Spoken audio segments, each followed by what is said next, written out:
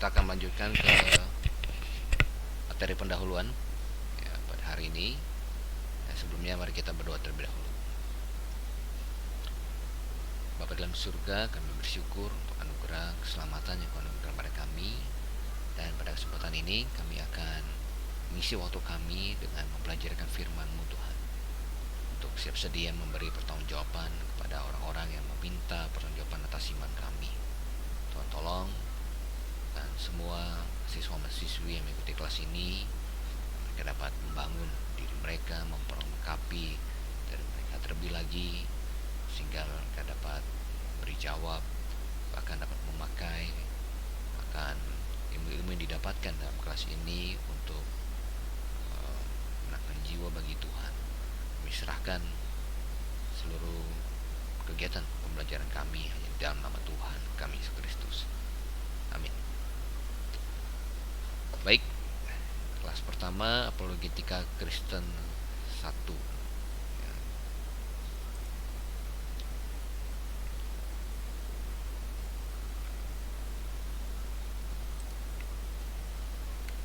Oke, Anda sudah ada di tangan Anda materi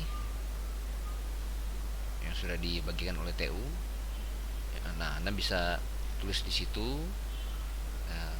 Ya, saya berharap saya tidak terlalu cepat, tapi seandainya nanti saya terlalu cepat, kemudian Anda ketinggalan, ya Anda bisa tinggal tonton ulang ya, di YouTube. Saya masukkan YouTube ini di YouTube-nya BIBC Gramata, ya, YouTube-nya gereja.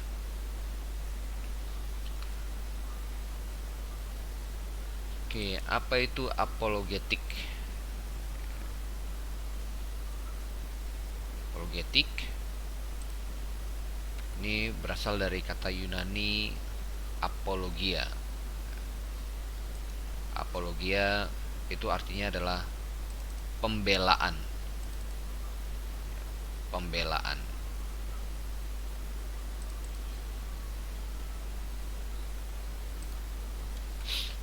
Oke. Nah, dengan pengertian dasar ini ada beberapa definisi tentang apologetik itu sendiri. Nomor 1, apologetik adalah disiplin ilmu yang mempelajari pembelaan iman Kristen secara rasional. Jadi ilmu ini berusaha untuk menjawab apa jaminan rasional yang bisa diberikan oleh orang Kristen. Jadi bahwa iman kita sebagai orang Kristen adalah iman yang rasional, yang masuk akal. Kemudian definisi kedua, apologetik adalah cabang dari teologi Kristen yang berusaha untuk menyediakan pembenaran yang rasional atas klaim-klaim kebenaran yang dibuat oleh iman kekristenan. Jadi, kalau kita beriman, kita membuat klaim bahwa kita percaya ada Allah. Nah, apa pembenaran rasionalnya? Kenapa kalian percaya ada Allah? Apa itu hanya karena udah diajar dari sononya begitu? Itu ya tentu tidak ya kurang akademis gitu ya. Jadi tidak bisa memuaskan orang jawaban seperti itu. Harus ada jawaban-jawaban yang rasional, pembenaran rasional yang masuk akal. Kenapa saya percaya ada Allah? Karena begini. Jadi itu salah satu definisi daripada apologetik.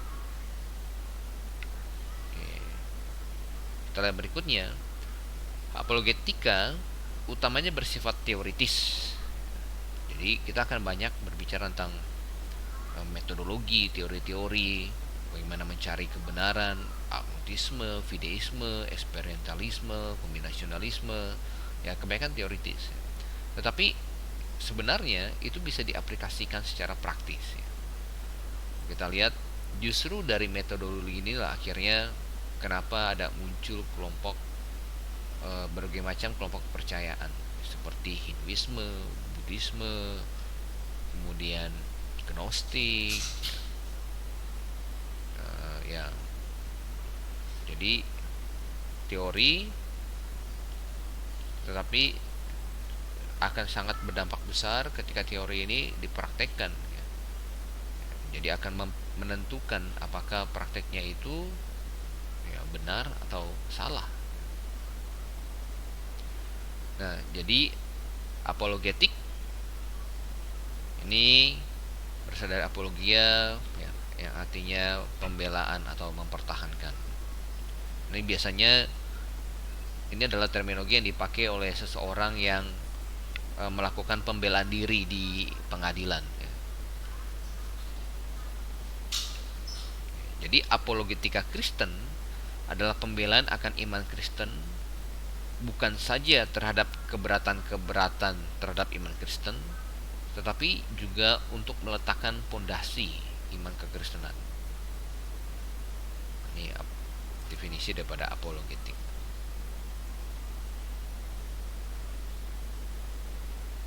Baik, kita masuk ke slide berikutnya.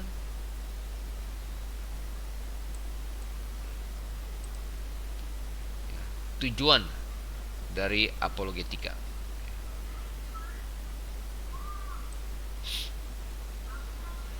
Tujuan dari apologetika.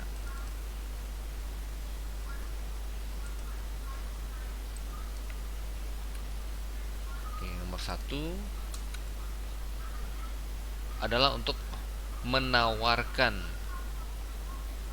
Injil Yesus Kristus sebagai pilihan yang layak untuk dipercayai bagi orang-orang yang memakai pikirannya untuk mencari kebenaran. Jadi kalau Anda mau catat, ya silakan. Saya tunggu. Menawarkan Injil Yesus Kristus sebagai pilihan yang layak untuk dipercayai bagi orang-orang yang memakai pikirannya untuk mencari kebenaran.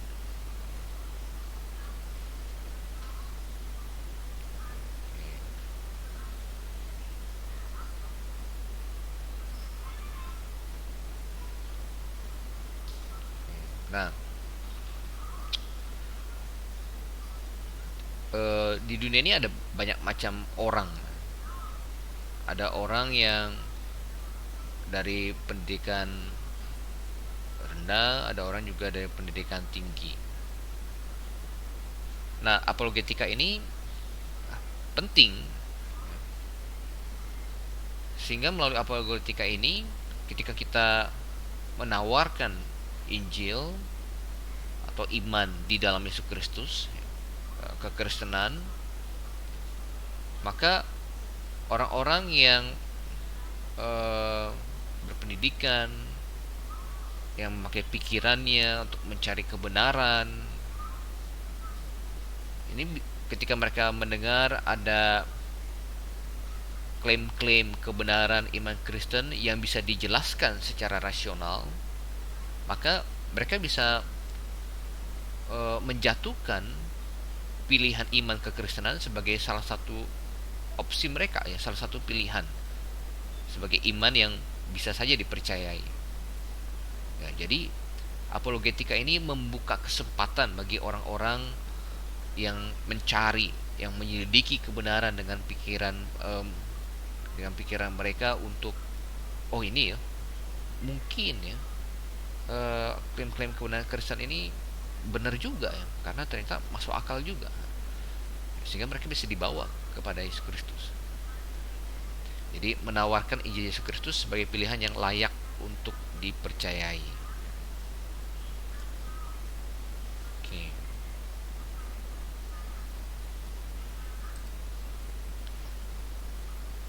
Kemudian yang kedua, tujuan apologetika adalah untuk menguatkan orang percaya.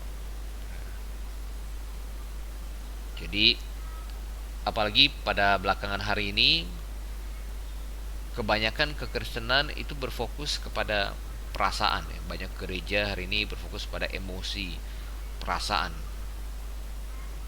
Kemudian khotbah-khotbah juga kebanyakan adalah khotbah yang bersifatnya devosional,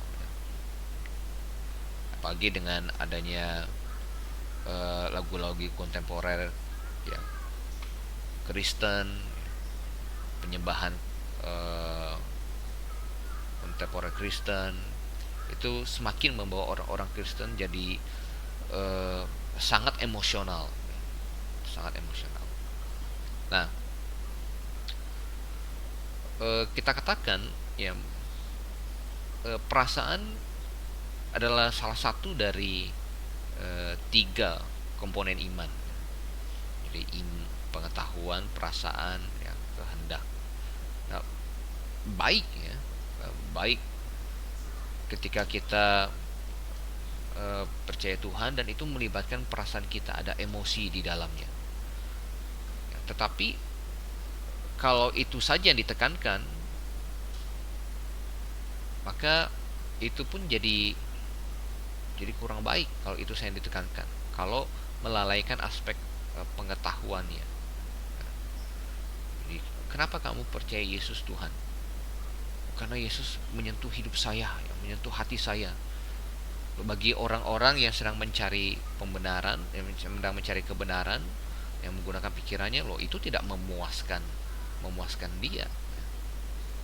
Harus ada jawaban yang lebih rasional. Meskipun ya itu juga bisa dipakai sebagai salah satu ya metodologi. Nanti kita akan masuk ke ya, experientialisme ya, mereka memakai pengalaman sebagai standar kebenaran. Oke. Nah, terlebih lagi kita lihat di zaman modern ini, ya, postmodernisme, ada banyak serangan-serangan dari pengetahuan, dari liberalisme, bahkan gereja-gereja semakin liberal, meragukan akan kebenaran Alkitab itu sendiri, ketidaksalaan Alkitab, sehingga banyak anak-anak muda, mereka yang digembleng, mereka yang dimasukkan ke sekolah umum, ya, sekolah swasta, sekolah negeri, diajar dengan berbagai macam pandangan yang kontra Alkitab, seperti evolusi, kemudian ya ilmu pengetahuan,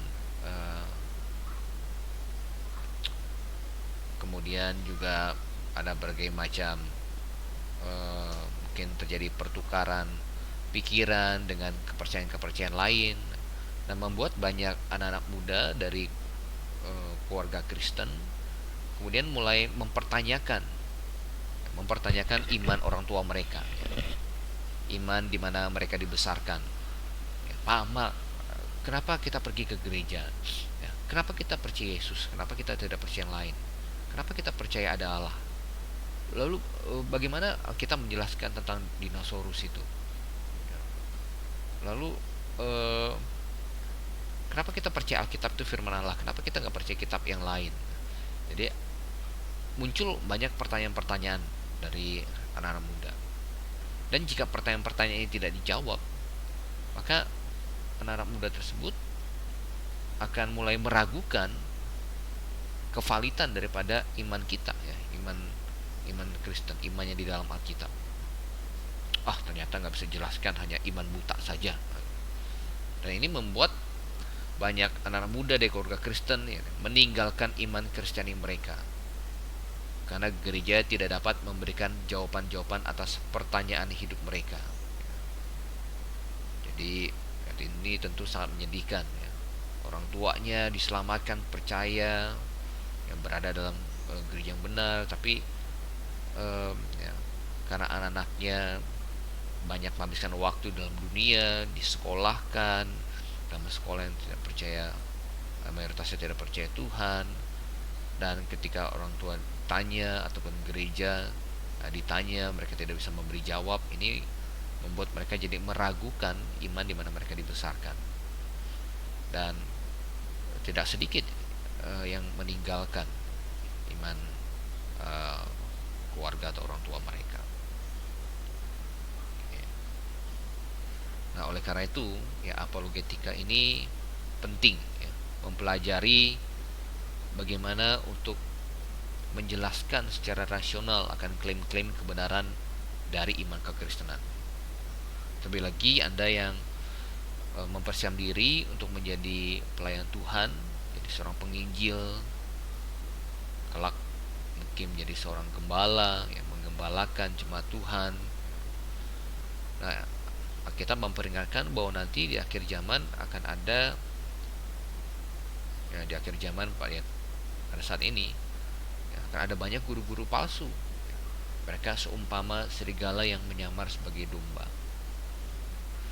Jadi kalau gembala atau penginjil penanggung jawab, ya, tidak dapat memberi jawab kepada pertanyaan-pertanyaan jemaatnya atau pertanyaan-pertanyaan tamu yang datang ke gereja yang sedang mencari tentang kebenaran, ya. Nah, kemudian hamba Tuhan, pelayan Tuhan tempat itu tidak dapat memberi pertanggungan jawab, ya, secara rasional, ya, mengapa dia percaya ini, mengapa dia percaya itu, mengapa tidak lakukan ini, mengapa lakukan itu. Maka ya, orang-orang yang sedang mencari jawaban ini akan ya, tidak merasa terpuaskan, ya. Dan mereka bisa jadi mencari iman yang lain yang bisa memuaskan atau memberikan jawaban atas pertanyaan-pertanyaan mereka.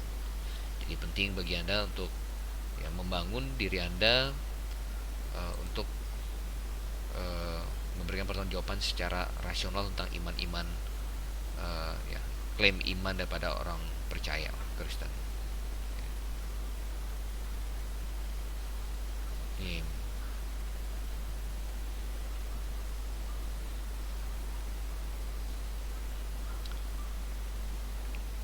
Kemudian kita juga lihat tujuan apologetik yang berikutnya.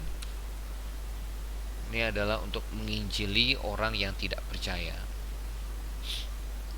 Menginjili orang yang tidak percaya.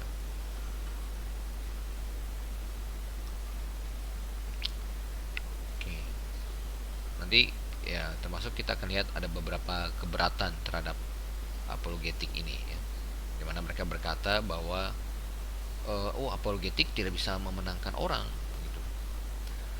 Nah, namun kita melihat, ya, contoh di dalam Kisah Para Rasul, ya, jadi tentu itu, ya, jawaban seperti itu bukan pandangan yang benar, ya, pandangan Alkitabiah.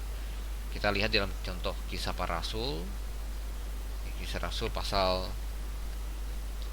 17.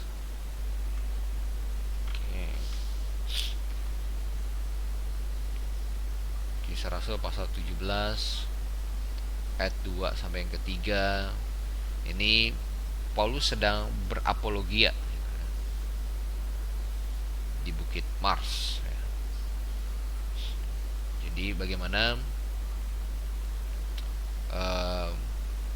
Paulus memakai momen tersebut untuk berapologia, menjelaskan secara rasional tentang klaim iman orang Kristen. Coba kita baca Kisah Rasul 17 ayat yang kedua. Oke, ke Alkitab.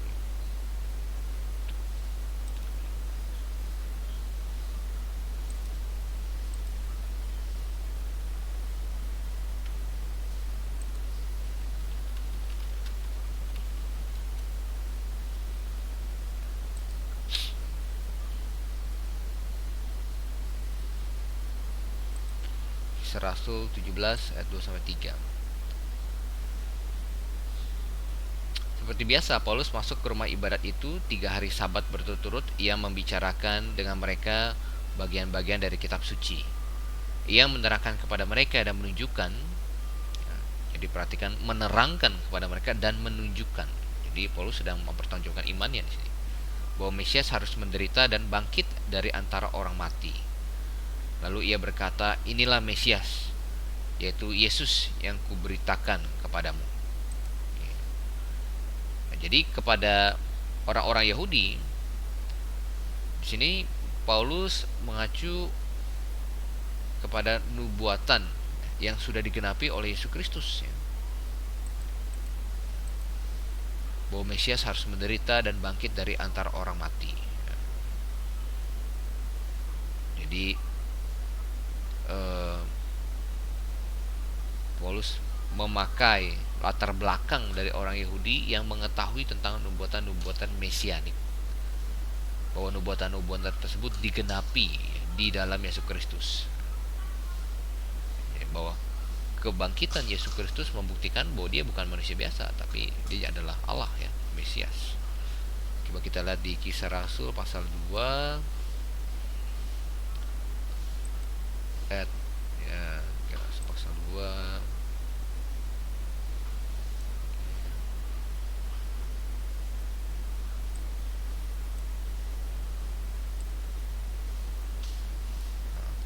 mulai dari ayat 22 sampai 32.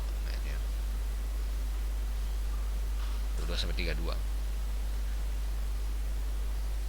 Tapi saya akan baca di ayat 32-nya saja. Yesus inilah yang dibangkitkan Allah, dan tentang hal itu kami semua adalah saksi. Jadi kebangkitan Yesus adalah bukti bahwa dia adalah Mesias. Nah, kemudian coba kita lihat lagi kembali dalam Kisah Rasul 17 ayat yang ke-17, ya. Kisah Rasul 17 ayat 17. Karena itu di rumah ibadat ia bertukar pikiran dengan orang-orang Yahudi dan orang-orang yang takut akan Allah, dan di pasar setiap hari dengan orang-orang yang dijumpainya di situ. Jadi bertukar pikiran. Paulus sedang memakai apologetika untuk menginjili orang-orang yang tidak percaya di sini, ya, membuka ruang sehingga mereka bisa ikut memikirkan Injil Yesus Kristus atau iman di dalam Yesus Kristus sebagai salah satu alternatif kebenaran yang bisa dipercayai. Nah, kepada orang non Yahudi, ya, Rasul Paulus mengkonfrontasi mereka karena mereka tidak percaya PL, tidak percaya kitab suci Ibrani. Jadi Rasul Paulus mengkonfrontasi mereka dengan menunjukkan argumen melalui alam ciptaan, ya, yang seringkali dinamakan cosmological argument. Jadi lihat alam ciptaan, masa terjadi dengan sendirinya? Yang alam ciptaan yang begitu teratur ini, masa tidak ada yang mendesainnya? Oke, coba kita lihat di dalam Kisah Rasul 14.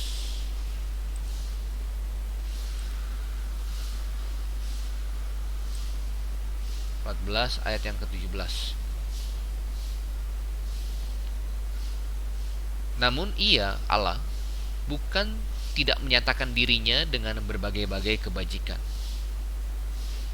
yaitu dengan menurunkan hujan dari langit dan dengan memberikan musim-musim subur bagi kamu. Ia memuaskan hatimu dengan makanan dan kegembiraan. Jadi Rasul Paulus mengacu kepada pekerjaan Tuhan di dalam bumi ini, ya, di dalam alam semesta, untuk menunjukkan akan eksistensinya, ya. Jadi cosmological argument. Oke. Nah, kembali ke dalam slide kita, ya. Jadi tujuan apologetik adalah untuk menginjili orang yang tidak percaya.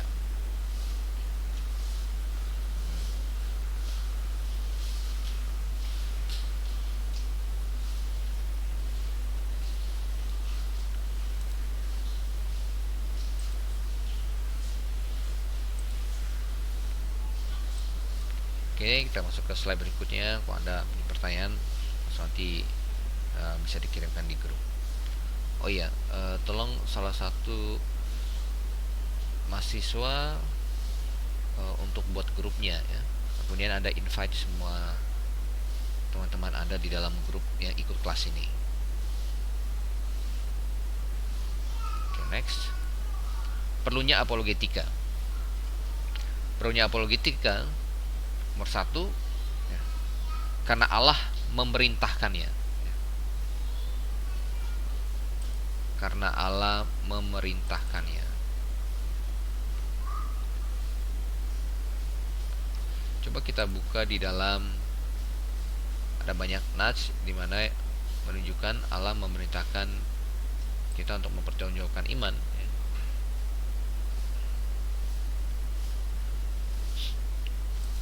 Yang terkenal adalah 1 Petrus pasal yang ketiga ayat 15.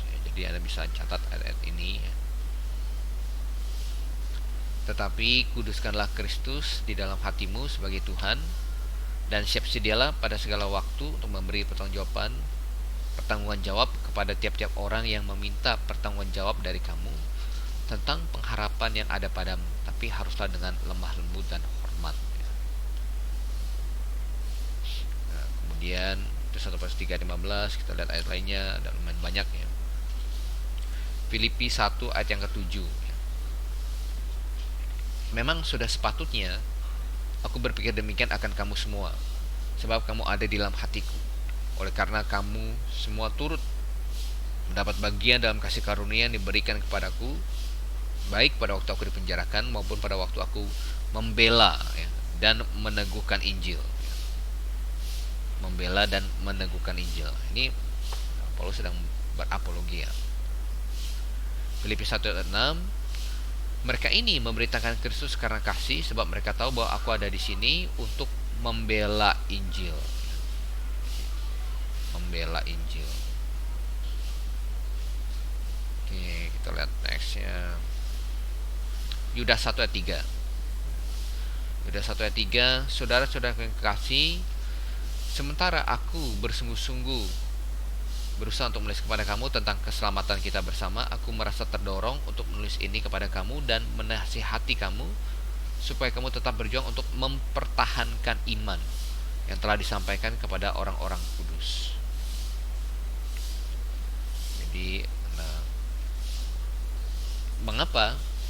Karena dengan sikap yang bagaimana kita mempertahankan iman, bukan dengan kototan, tapi dengan penuh belas kasihan.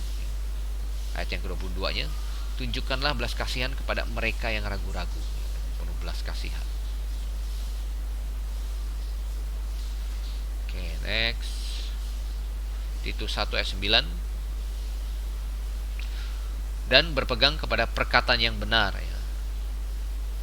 sesuai dengan ajaran yang sehat, sound doctrine, supaya ia sanggup menasihati orang berdasarkan ajaran itu dan sanggup meyakinkan penentang-penentangnya.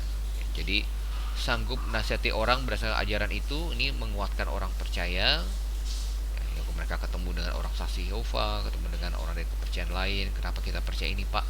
Kenapa kita lakukan ini, Pak? Kita bisa menjelaskannya secara rasional dalam dari dalam Alkitab. Kemudian dan sanggup meyakinkan penentang-penentangnya. Jadi ini masuk ke yang ketiga tadi, untuk menginjili orang yang tidak percaya, meyakinkan penentang-penentangnya. Oke, kemudian next 2 Timotius pasal yang kedua 24-25. Sedangkan seorang hamba Tuhan tidak boleh bertengkar, tetapi harus ramah terhadap semua orang. Ia harus cakap mengajar, sabar, dan dengan lemah lembut dapat menuntun orang yang suka melawan. Jadi menuntun orang yang suka melawan dengan cara bagaimana? Dengan lemah lembut, berapologia. Sebab mungkin Tuhan memberikan kesempatan kepada mereka untuk bertobat dan memimpin mereka sehingga mereka mengenal kebenaran. Jadi salah satu tujuan kita berapologetik. Oke. Jadi perlunya apologetik nomor 1 karena Allah memerintahkannya. Dan sebagai orang Kristen yang katanya mengasihi Tuhan, Yohanes 14 ayat 15, jikalau engkau mengasihi aku, kau akan menuruti segala perintah-perintahku. Jadi kita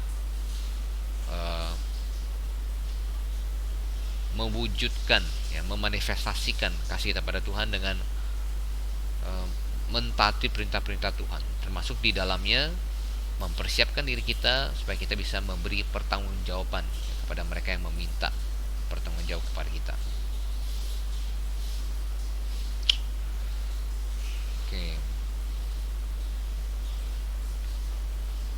kedua, selain Allah memerintahkannya, akal budi menuntutnya.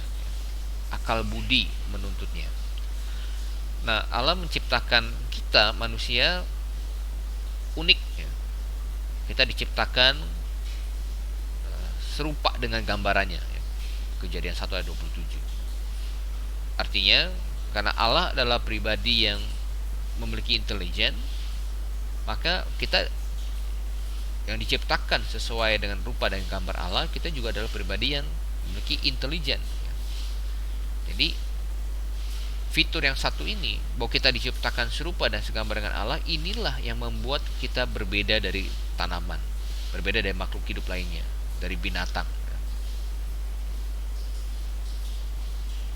Nah, coba kita lihat dalam Yesaya 1 ayat 18 ya, di mana Allah meminta umatnya untuk memakai logika atau penalaran mereka, akal budi mereka.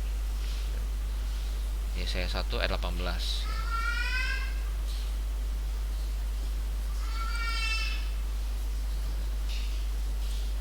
Yesaya 1 ayat 18. Oh, sorry. 1 ayat 18. Marilah, baiklah kita berperkara.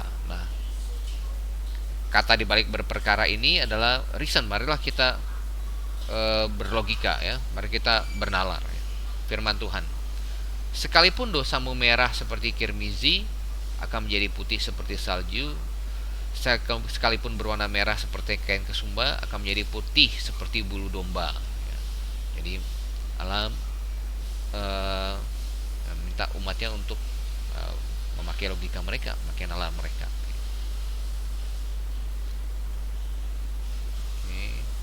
Kemudian kita lihat lagi dalam Perjanjian Baru 1 Yohanes pasal 4.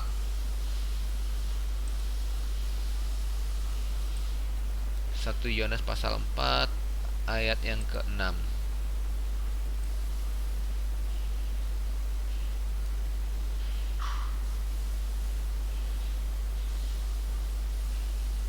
Yohanes 4 ayat yang ke-6. Kami berasal dari Allah, barang siapa mengenal Allah, ia mendengarkan kami. Barang siapa tidak berasal dari Allah, ia tidak mendengarkan kami. Itulah tandanya roh kebenaran dan roh yang menyesatkan. Jadi bagaimana kita tahu ya, roh kebenaran dan roh yang menyesatkan? Jadi roh kebenaran, ya, kalau orang itu memiliki roh kebenaran, ia akan mendengarkan kami.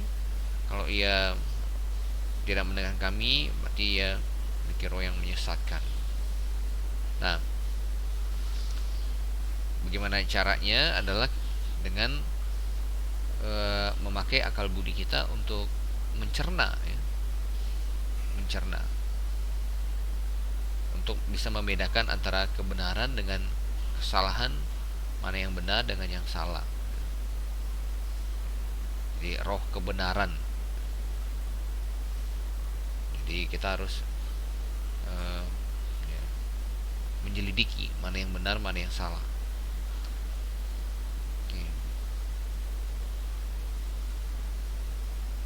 Juga ini adalah salah satu ketatan kita terhadap firman Tuhan dalam Matius pasal 22. Coba kita lihat Matius pasal 22 ayat 36 dan 37. Ada seorang ahli Taurat datang bertanya kepada Yesus, "Guru, hukum manakah yang terutama dalam hukum Taurat?" Jawab Yesus kepadanya, "Kasihilah Tuhan Allahmu dengan segenap hatimu, dan dengan segenap jiwamu, dan dengan segenap akal budimu." Jadi mengasihi Tuhan dengan segenap akal budi kita, hati, jiwa, dan akal budi. Jadi akal budi juga turut dipakai. Oke. Kemudian kembali ke slide kita. Perlunya apologetika, Allah memerintahkannya, akal budi menuntutnya, kemudian ketiga, dunia memerlukannya. Dunia memerlukannya. Jadi karena Allah menciptakan manusia sebagai makhluk yang memiliki akal budi, rasio, memiliki intelijen, maka Allah juga mengharapkan manusia memakai akal budinya, intelijennya. Nah, perhatikan, tidak berarti bahwa tidak ada ruang untuk iman, karena tidak semuanya bisa dijelaskan secara rasio. Ada banyak mujizat yang terjadi dalam Alkitab yang kita tidak bisa dijelaskan secara rasio. Bagaimana Yesus lahir dari seorang perawan, bagaimana Yesus bangkit dari kematian, itu adalah ruang untuk iman.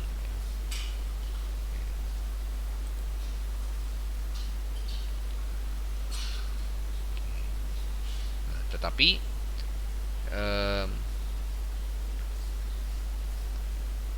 ada ruang untuk rasio, ada ruang untuk iman, dan kita tidak mau terjebak ke dalam satu ekstrim, hanya memakai rasio saja. Itu akan masuk ke rasionalisme. Itulah yang dialami oleh para ilmuwan yang tidak percaya Tuhan, ateis. Tapi di satu sisi lain, kita juga tidak mau jatuh ke dalam kelompok yang hanya memakai iman saja. Mereka sudah percaya, pokoknya percaya aja, pokoknya percaya, tapi tidak memakai rasionya. Nah, kita ingin menyeimbangkannya, berada di jalur yang tengah ini. Umpama misalkan mereka beriring berjalanan antara rasio dengan iman ini. Anda mau naik pesawat terbang, tapi bagaimana Anda bisa yakin bahwa pesawat terbang itu bisa terbang? Kalau Anda melalui akal budi Anda hanya melihat pesawat itu hanya punya sebelah sayapnya, jadi secara rasio nggak mungkin bisa terbang nih, sayapnya cuma satu, cuma sebelah, di sebelah kanan. Jadi, tentu itu akan membuat Anda jadi tidak beriman untuk menaikinya kan. Jadi akan lucu juga, enggak, pokoknya saya beriman pesawat itu akan tetap bisa terbang meskipun pesawatnya hanya sebelah sayapnya. Tidak. Jadi iman itu berdampingan dengan rasio. Oke.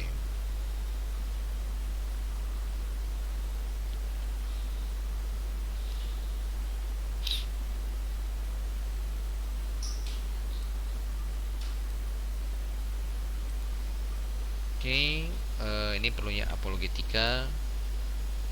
Nah, argumen-argumen ini saya memakai beberapa campuran dari beberapa buku. Nah, argumen-argumen yang saya pakai ini meminjam dari argumennya Norman Geisler dalam bukunya Apologetika Kristen. Nah, Anda juga bisa baca untuk memperkaya lebih jauh tentang detail-detail di dalamnya.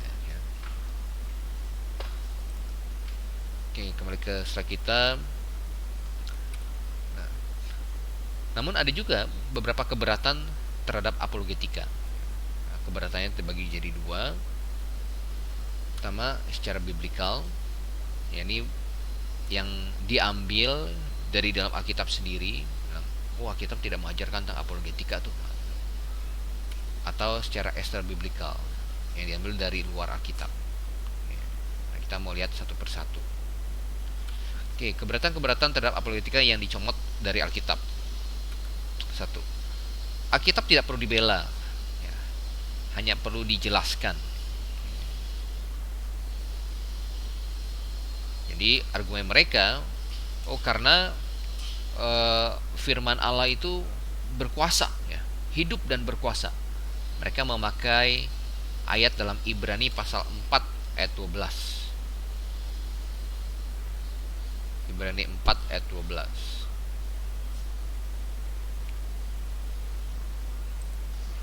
Ibrani 4 ayat 12. Kita baca.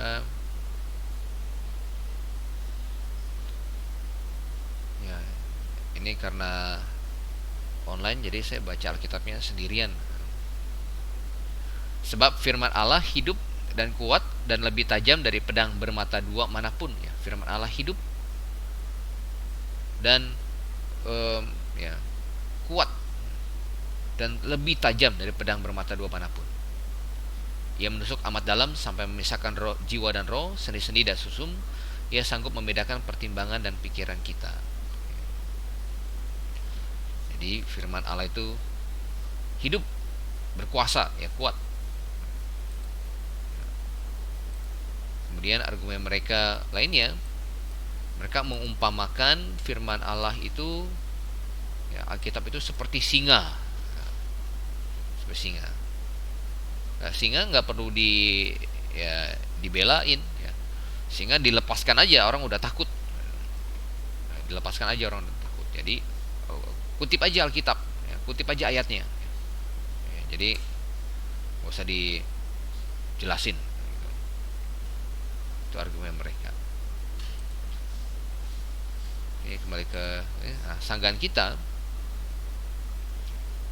ya, sanggahan kita, ya, kita katakan, kita percaya, ya, firman Allah itu hidup dan berkuasa, kuat, dan bisa berbicara demi dirinya sendiri. Tetapi bagaimana kita menjawab pertanyaan seperti mengapa ya, Anda percaya Alkitab itu firman Allah? Mengapa Anda percaya Alkitab itu firman Allah? Mengapa Anda tidak percaya Quran itu firman Allah? Atau Veda itu firman Allah? Nah, tentu Anda tidak bisa memakai ayat dari dalam Alkitab sendiri. Oh, karena Alkitab tunjukkan ya begini. Ya, bisa dengan circular reasoning, gitu, ya. Nah, tapi ada juga hal yang harus ditunjukkan, ya. Kenapa kalian orang Kristen tidak menerima Quran itu firman Allah? Oh, karena Quran begini. Nah, sementara kalau Alkitab begini. Nah, ketika dia berkata sementara Alkitab begini, nah itu berarti dia sudah menjelaskan. Dia sudah berapologetika, sudah menjelaskan. Jadi ya, ini sanggahan kita yang pertama. Nah, sanggahan kita yang kedua,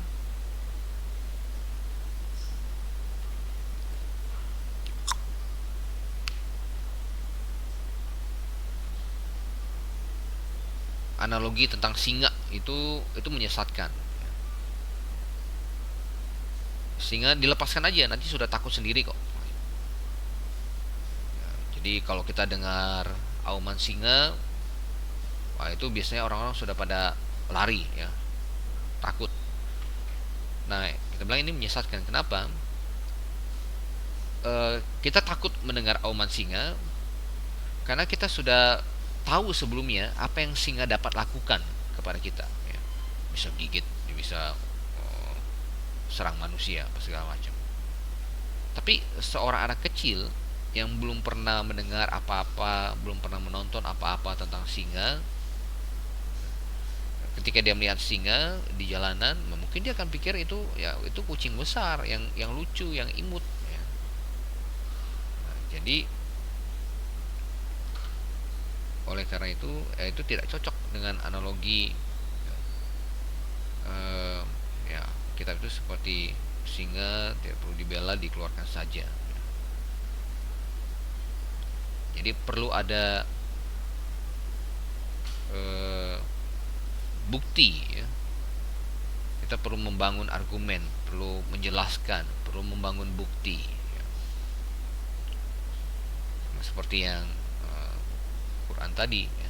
Kalau ada seorang muslim yang mengutip Quran, saya percaya Quran ini firman Allah, ya, firman Allah, berkuasa, ya, kuat, ya, hidup. Nah, ini ayat dari Quran. Nah, apa kita langsung terima saja? Tidak, kita tanya apa dulu buktinya. Nah, sama begitu pula dengan Alkitab. Ketika kita mengklaim Alkitab itu firman Allah, kuat, berkuasa, mereka akan minta pada kita apa buktinya. Nah, disitulah peran apologetik, ya. Kita menjelaskan kita memberikan bukti, entah bukti dari dalam Alkitab itu sendiri, ya, atau bukti dari luar Alkitab. Oke, yang kedua, keberatan-keberatan terhadap apologetika yang dicomot dari Alkitab. Allah tidak dapat diketahui dari logika manusia. Allah tidak dapat diketahui dari logika manusia. Ya, argumen mereka kutip dari 1 Korintus 1 ayat 21. 1 Korintus 1 ayat 21.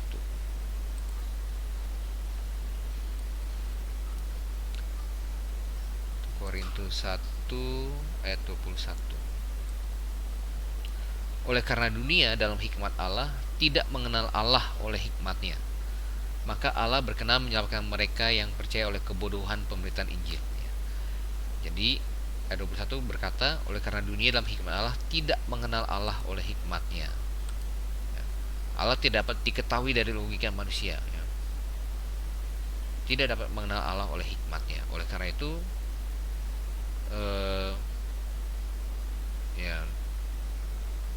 tidak ada gunanya berapologetika. Karena dikatakan dunia tidak mengenal Allah oleh hikmatnya. Ini tidak mengenal Allah hikmatnya. Nah, kita menyanggahnya.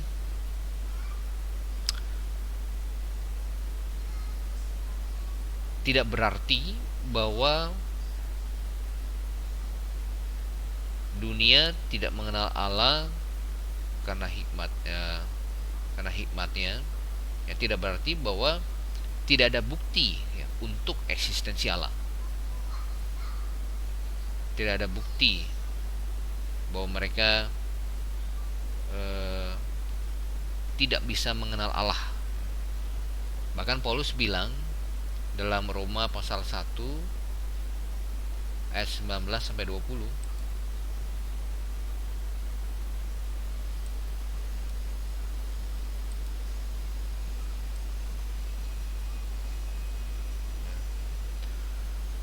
Roma 1 ayat 19 sampai 20, ya. Dunia, orang-orang di dalam dunia bisa kok mengenal Allah. Bahkan dikatakan mereka tidak dapat berdalih. Karena apa yang dapat mereka ketahui, ini Roma 1 ayat 19 sampai 20, ya, tentang Allah nyata bagi mereka, sebab Allah telah menyatakannya kepada mereka, ya. Allah telah membuat dirinya dikenal oleh dunia. Melalui apa? Sebab apa yang tidak nampak daripadanya, yaitu kekuatannya yang kekal dan keilahiannya, dapat nampak kepada pikiran dari karyanya sejak dunia diciptakan. Jadi melalui apa? Melalui nampak kepada pikiran kita dari karyanya melalui alam semesta sejak dunia diciptakan, sehingga mereka tidak dapat berdalih. Mereka tidak dapat berdalih. Oke. Jadi dunia bisa mengenal Allah. Allah telah menyatakannya, ya, melalui alam ciptaannya. Sanggahan kita yang pertama. Nah, sanggahan kita yang kedua, mereka kan kutip 1 Korintus 1 ayat 21 itu, ya.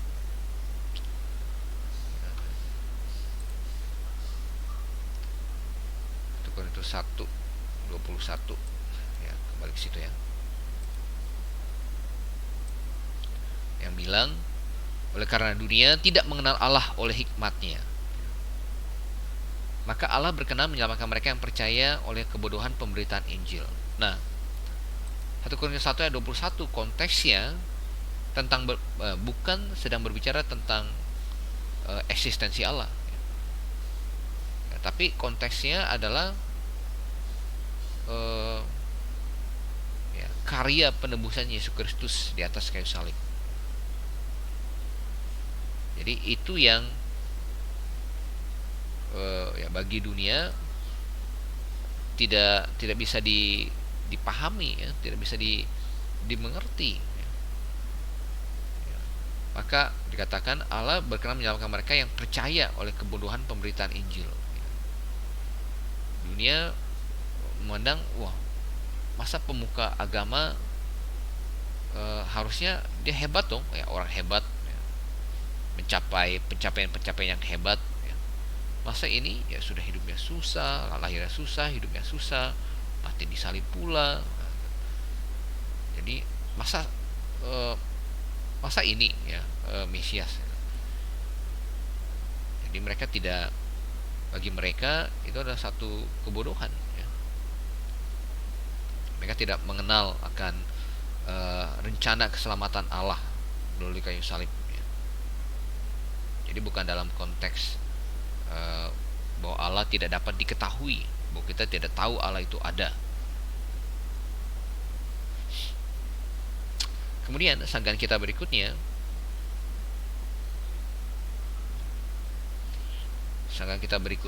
adalah kita berkata dalam 1 Korintus 1 ya, ayat 21 itu ya,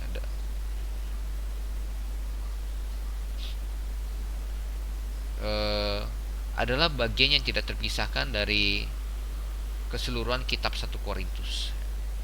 Nah, justru di dalam kitab 1 Korintus Paulus sedang berusaha untuk memberikan bukti apologetik akan iman Kristen.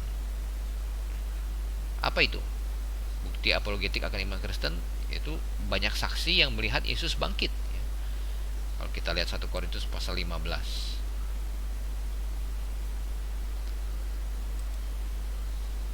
1 Korintus pasal yang ke-15. Jadi ingat, apologetik kita berusaha untuk memberikan bukti bahwa klaim-klaim yang dilakukan oleh iman Kristen adalah masuk akal. 1 Korintus pasal 15 ayat 3 ya, sampai yang ke-8. Sebab yang sangat penting telah kusampaikan kepadamu, yaitu apa yang telah kuterima sendiri, ialah bahwa Kristus telah mati karena dosa-dosa kita sesuai dengan kitab suci, bahwa ia telah dikuburkan dan bahwa ia telah dibangkitkan pada hari yang ketiga sesuai dengan kitab suci, bahwa ia telah menampakkan diri kepada Kefas dan kemudian kepada ke-12 muridnya. Sesudah itu ia menampakkan diri kepada lebih dari 500 saudara sekaligus. Kebaikan dari mereka masih hidup sampai sekarang, tetapi beberapa di antara telah meninggal. Selanjutnya ia menampakkan diri kepada Yakobus, kemudian kepada semua rasul, dan yang paling akhir dari semuanya itu ia menampakkan diri juga kepadaku, sama seperti kepada anak yang lahir sebelum waktunya. Jadi Paulus sedang memberikan bukti bahwa Yesus sungguh-sungguh bangkit. Bukti.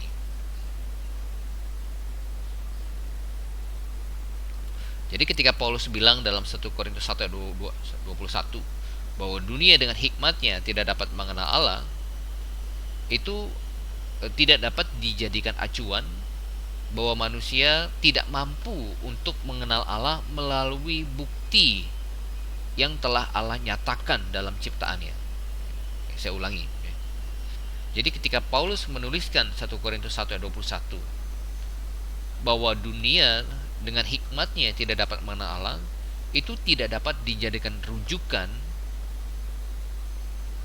bahwa manusia tidak mampu untuk mengenal Allah melalui bukti yang telah ia tunjukkan dalam alam ciptaannya. Roma 1 ayat 19-20 tadi. Kemudian melalui hati nurani. Ada wahyu umum, ada 3 alam semesta, ciptaan Tuhan, hati nurani, Roma pasal 2 ayat 12-15. Kemudian dalam perjalanan sejarah Israel. Oke, itu sanggahan kita. Oke, kemudian kita lanjutkan.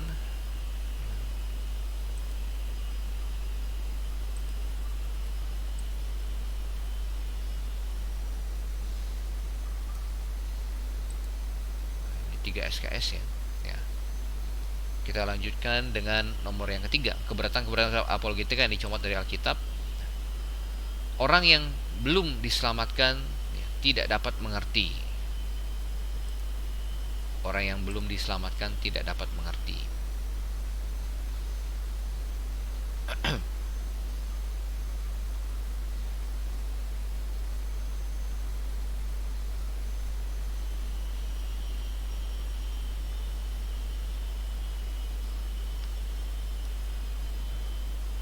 Oke, nah kita lihat mereka.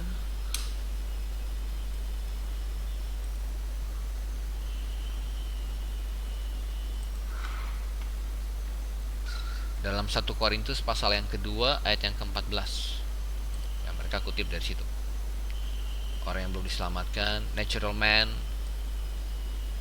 orang duniawi, ya, tidak dapat mengerti. Tetapi manusia duniawi tidak menerima apa yang berasal dari Roh Allah, karena baginya adalah suatu kebodohan, dan ia tidak dapat memahaminya, sebab hal itu hanya dapat dinilai secara rohani. Nah, oleh karena manusia alami tidak dapat memahami, ya, yang belum diselamatkan tidak dapat memahami, lalu apa gunanya apologetika? Apa gunanya apologetika? Oke, nah, sanggahan kita,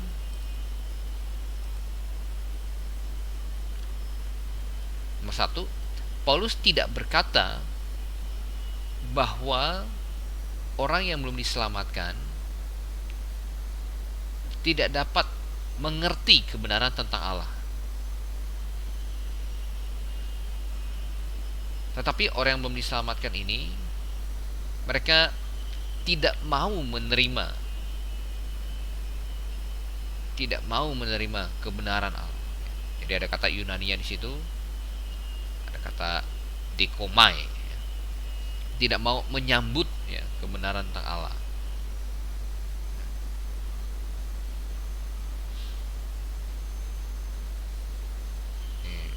Coba saya tekan dulu yang tadi saya yang King James ya, ada Greeknya.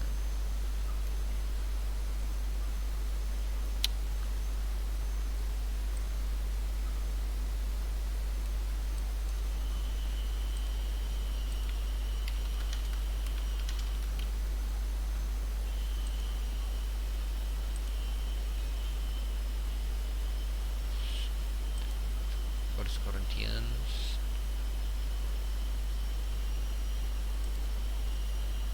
2:14. Ya. Nah, di Indonesia di situ di 14-nya dibilang, ya,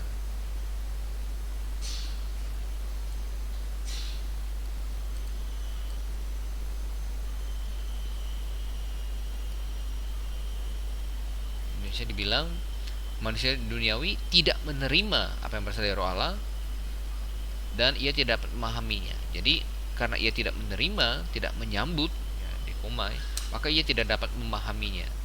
Ya, King James dibilang, ya, receive not, ya, tidak menerima the things of the Spirit of God, hal-hal dari Roh Allah. Karena mereka tidak dapat mengenal, ya.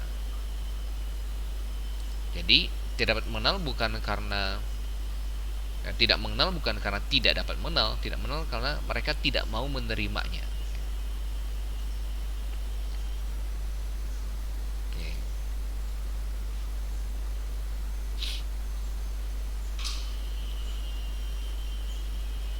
Jadi itu sanggahan kita. Jadi mereka tidak mengenal karena mereka tidak mau menerimanya.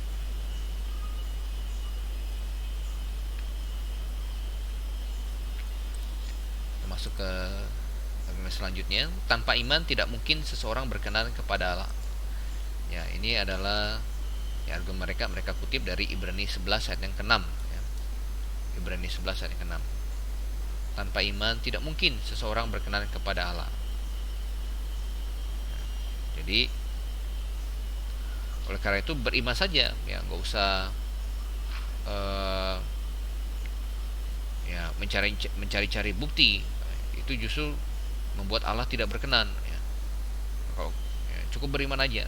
Kalau kamu cari-cari bukti, kenapa saya harus percaya Alkitab firman Allah, kenapa saya harus percaya Yesus itu Allah, justru pencarian kamu itu tidak berkenan. Nah, sanggahan kita, ya, nomor 1, kita sudah melihat bagaimana Allah menuntut umatnya untuk memakai akal budinya. Bahwa memakai akal budi itu tidak salah. Allah menciptakan kita manusia sesuai rupa dan gambarnya sebagai makhluk yang berakal budi. 1 Petrus 3:15, nah, kamu memberi pertanggungan jawab. Jadi kita harus memakai akal budi kita di situ. Jadi memakai akal budi kita untuk mencari bukti, untuk mencari pembenaran dari klaim-klaim itu, ya. Kebenaran daripada klaim-klaim itu tidak salah.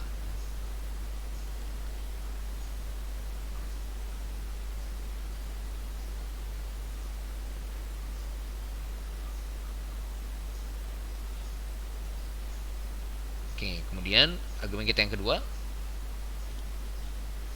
ini kan kutipan dari Ibrani 11 ayat ke-6. Coba kita lihat yang Ibrani 11 ayat 1-nya. Ibrani 11 ayat 1-nya tentang iman yang sangat terkenal. Iman adalah dasar dari segala sesuatu yang kita harapkan dan bukti dari segala sesuatu yang tidak kita lihat, ya. Bukti dari segala sesuatu yang tidak kita lihat. Oke. Jadi bukti dari sesuatu yang tidak kita lihat. Nah,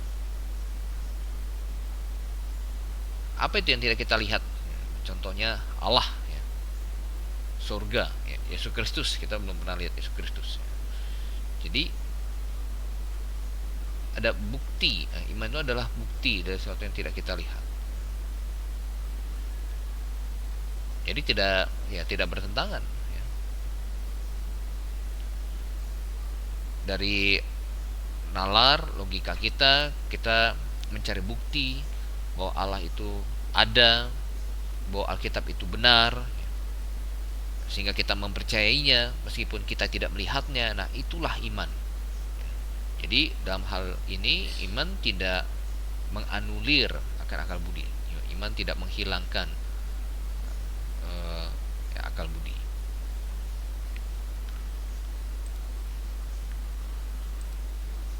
Oke.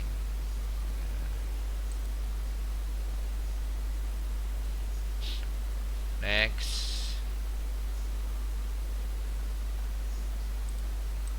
Kita lihat nomor 5. Yesus menolak untuk memberi tanda pada orang-orang yang tidak percaya.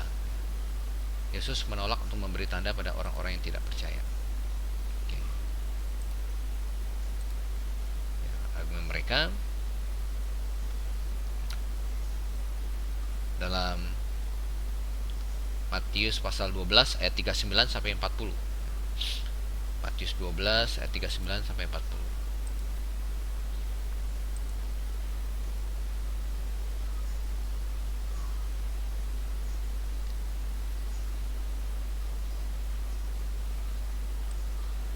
Bunyinya, tetapi jawabnya kepada mereka, angkatan yang jahat dan tidak setia ini menuntut suatu tanda, tetapi kepada mereka tidak akan diberikan tanda selain tanda Nabi Yunus. Sebab seperti Yunus tinggal dalam perut ikan 3 hari 3 malam, demikian juga anak manusia akan tinggal dalam rahim bumi 3 hari 3 malam. Oke, jadi yang menuntut tanda itu angkatan yang jahat dan tidak setia, ya, yang menuntut tanda. Nah, oleh karena itu kita nggak perlu cari-cari tanda atau bukti. Jadi cukup percaya saja. Oke, sanggahan kita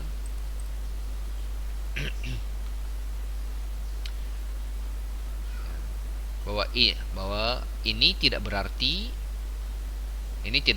bahwa Yesus tidak ingin. Ini tidak berarti bahwa Yesus tidak ingin orang-orang untuk mencari terlebih dahulu bukti sebelum mereka percaya. Ini tidak berarti bahwa Yesus tidak ingin orang-orang untuk mencari bukti terlebih dahulu sebelum mereka percaya. Bahkan di dalam ayat ini, Yesus justru menawarkan mujizat kebangkitannya sebagai bukti siapa dia. Ketika Yesus berkata,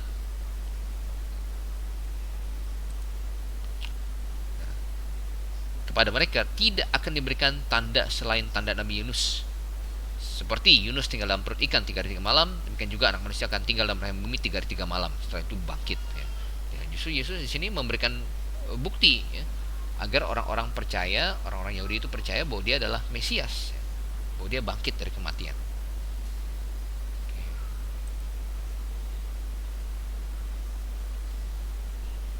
Kemudian ingat kisah dua murid Yohanes Pembaptis yang datang ketika Yohanes dalam penjara untuk bertanya, engkaukah, dalam Matius pasal 11, engkaukah yang akan datang itu, atau harus kami tunggu yang lain?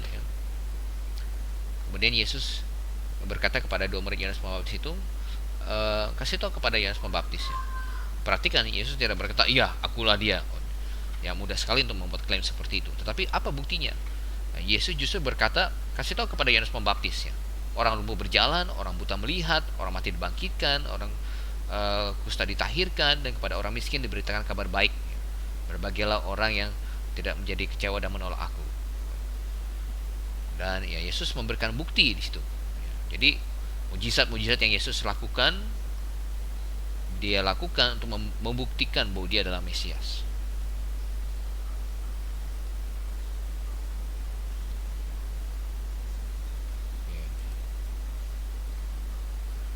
Kemudian argumen kita yang kedua, maksud daripada Matius 12 ayat 39 sampai 40 ini adalah Yesus sedang menentang untuk berbuat mujizat untuk menyenangkan hati orang-orang, ya. Jadi untuk bikin senang hati orang, ya. Jadi Yesus sedang menentang itu. Dia melakukan mujizat bukan untuk bikin senang hati orang. Coba kita lihat dalam contoh Lukas 23 ayat yang ke-8.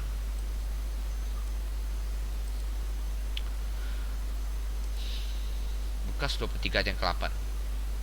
Ketika Herodes melihat Yesus, ia sangat girang, sebab sudah lama ia ingin melihatnya, karena ia sering mendengar tentang dia. Lagi pula ia mengharapkan melihat bagaimana Yesus mengadakan suatu tanda. Jadi ia harap Yesus buat satu mujizat, ya, bikin satu tanda. Ya, tapi ya, Yesus menolak, ya, dia nggak lakukan.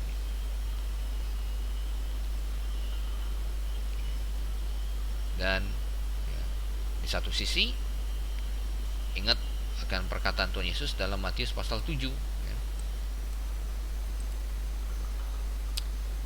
Matius pasal 7. Yesus tidak mau memberikan barang yang ayat ke-6, ya. Yesus tidak mau memberikan barang yang kudus kepada anjing. Janganlah kamu lemparkan mutiara kamu kepada babi. Jadi pada orang yang tidak menghargai akan Injil, ya.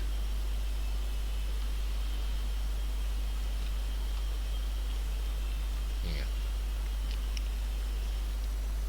Jadi yang konteks Matius 12 39 40 itu bukan konteks yang menentang apologetik, tapi konteks yang menentang Yesus tidak mau lakukan mujizat untuk bikin sekedar memuaskan hati orang-orang yang mau lihat tanda, ya. Itu yang Yesus tentang. Oke, yang keenam.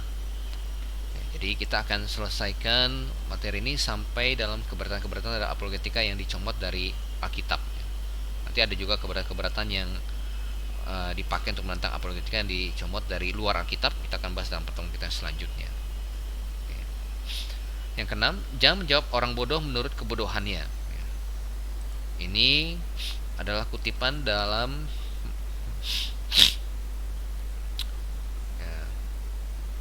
Amsal pasal 26 ayat yang keempat. Amsal 26 ayat yang keempat.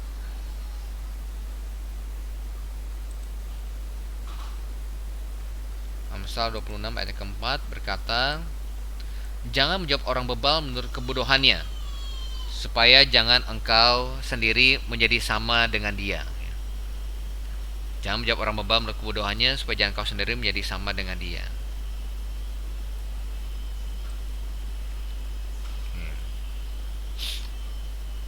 Nah, ini argumen mereka. Kalau ada orang yang tanya-tanya dia nggak percaya Alkitab, minta bukti dulu, nggak usah dijawab, ya. Jadi jangan orang bebal, ya menurut kebodohannya.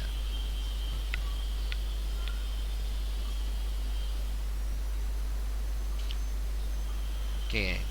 Nah, sanggahan kita, pertama kita katakan kita setuju dengan Amsal 26 ayat 4, yaitu firman Allah kan. Tapi lihat juga Amsal 26 ayat 5, satu ayat di bawahnya. Jawablah orang bebal menurut kebodohannya, supaya jangan ia menganggap dirinya bijak. Jadi ada juga perintah untuk memberi jawab ya orang bebal yang menurut kebodohannya, ya, supaya jangan ia menganggap dirinya bijak. Nah, apa yang ingin diajarkan oleh ayat ini? Bahwa kita harus hati-hati, ya. Kita harus hati-hati dalam bagaimana dan kapan waktunya kita mengkonfrontasi ya, pemikiran-pemikiran yang salah atau ide-ide yang salah, yang ya, jawaban-jawaban dari orang yang bebal, ya, yang ngaco. Jadi kapan, kemudian bagaimana caranya? Nah, kita itu maksud dari ayat 4 sampai ya, 4 dengan yang kelima. Ya. Jadi kalau misalkan orangnya memang ya sekedar hanya mau ejek-ejek, bukan karena mau mencari kebenaran, ya kita bisa lihat dari nadanya apa segala macam, ya kita ikut ayat yang keempat, ya jangan jawab orang bebal menurut kebodohannya, ya. Tetapi kalau dia sungguh-sungguh tulus tetapi pemikirannya salah, ya, nah kita ikutin ayat yang kelima, ya jawablah orang bebal menurut kebodohannya supaya jangan menganggap diri bijak. Jadi ayat ini tidak sedang ya mendiskreditkan apologetika, tapi ayat ini sedang mengajarkan bahwa kita harus hati-hati bagaimana dan kapan waktunya untuk menjawab ya pertanyaan-pertanyaan atau argumen-argumen yang salah. Oke. Kemudian yang terakhir, nomor 7, apologetik tidak dipakai di dalam Alkitab.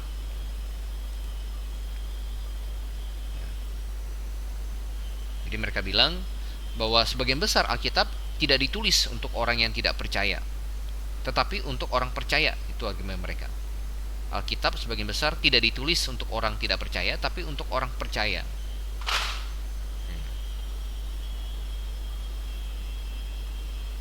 Nah, sanggahan kita katakan, kata siapa apologetika tidak dipakai dalam Alkitab, ya. Apologetika justru sangat dipakai dalam Alkitab. Dan kita lihat contohnya, ya, Musa, ya, berapologetika. Jadi ya, Kejadian pasal 1 sampai yang ke-11, ya, itu Musa sebenarnya sedang mengkonfrontasi akan pandangan-pandangan penciptaan yang salah pada masa dia. Ya, ada Epic of Gilgamesh, ya. Jadi ada serangkaian dewa termasuk Gilgamesh, ada dewa lainnya, ya. Ini adalah pengajaran penciptaan dari Babel kuno, ya. Nah itu di counter oleh Musa ketika ia menulis kitab Kejadian, ya. Kemudian kita juga melihat Elia juga berapologetik, ya, dalam satu Raja-Raja pasal 18. Satu Raja-Raja pasal 18. Ketika Elia bilang,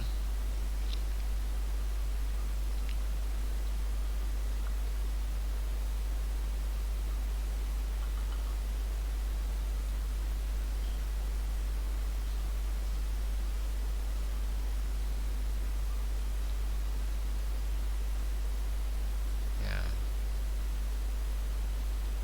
Elia Nah ini dia ayat yang ke-27 ya. Pada waktu tengah hari Elia mulai mengajak mereka, katanya, "Panggillah lebih keras, bukankah dia Allah?" Ya, mungkin ia merenung, mungkin ada urusannya, mungkin ia bepergian.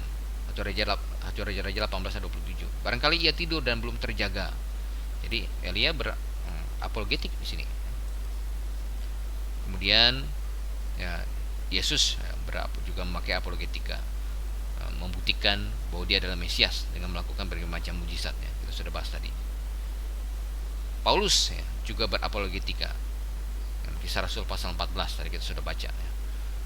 Di kota Listra menunjukkan bahwa dari alam ciptaan Allah itu ada dan bahwa penyembahan berhala itu salah. Kemudian dalam Kisah Rasul 17 ya, Paulus berapologetika ya, di Bukit Mars. Ya, dari alam ciptaan bahwa Allah itu ada. Oke.